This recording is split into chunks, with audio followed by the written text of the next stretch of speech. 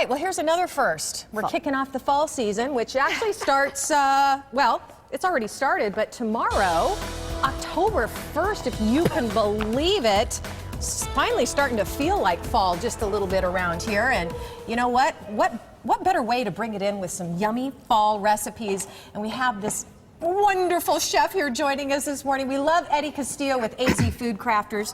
Always happy to have you on our show. Thank you. Love to come. Such a great job and a very nice display, I might throw. Well, we want to get that fall feeling going. I mean, I'm sure you're ready, as I am. I'm going to post today. I did my dining room table centerpiece yesterday, oh, nice. So I'm pretty happy about that. Very so, good. What are you making for us first of all? Today we're going to make the fall harvest salad, which is a roasted butternut squash apple salad with a little bit of sage and garlic, so it's savory, a little sweet. We have some walnuts in there. Healthy for you as well. As you know, we're doing the farro again, yes, which is a fantastic grain with all its protein and fiber. I love farro. So we're going to start off roasting our butternut squash. We're going to talk about how we're going to do that. Okay. All right? How do we do it? Those are hard to cut. They're hard to cut, but there's also, you can find an easy way to actually get it done. That's going to take. That's going to take a while, huh? Yes, it is, but you can fake it. Yeah, we could do it.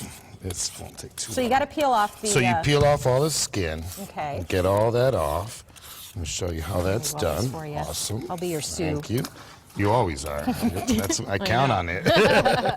So then, if you want to make things easy to start, you can start with just this end here. Cut it off. Oh gosh, that's a pretty color, isn't it? It's a beautiful color. And then just cut your strips down, pretty even. Okay. And then you're going to take that, dice it up.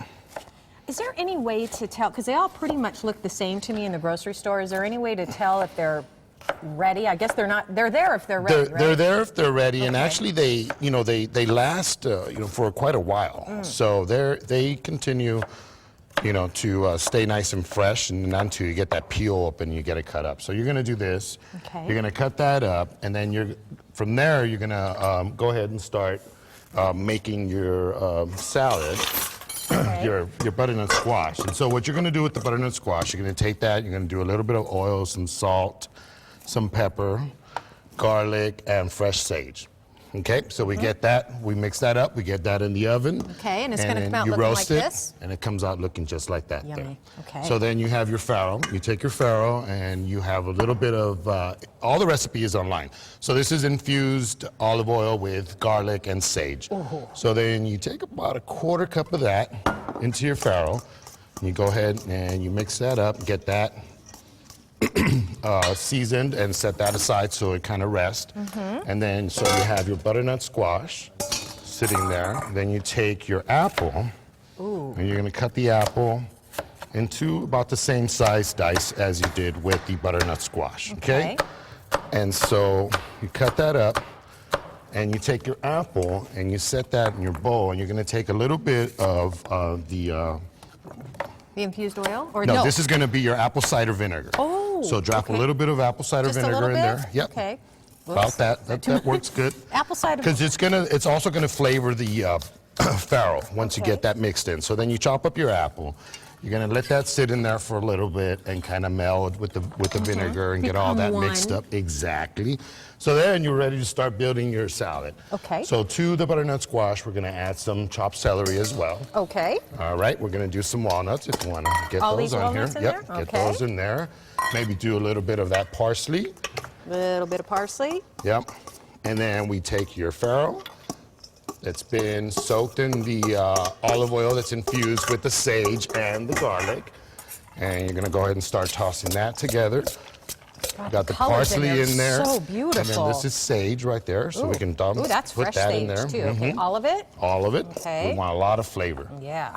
And then once your apples is sat in the vinegar, probably for about 3-4 minutes, kind of let them. Not very long. Not very long. It's going to help keep the apple from browning, keep it nice and bright. Oh, okay. And so that's because of the acid. So then you drop that in there as well. Okay. And you have your salad. What about the garlic? We use for roasting the okay. We're not going to use that. So we're not going to put that intense flavor in here because that would be just too much. Yeah. Right. Oh my gosh, I can't. And so there is your salad there. You if always you want to give it a little. Yeah, I've got to do a little taste. taste test here. Got to get a little butternut squash in there.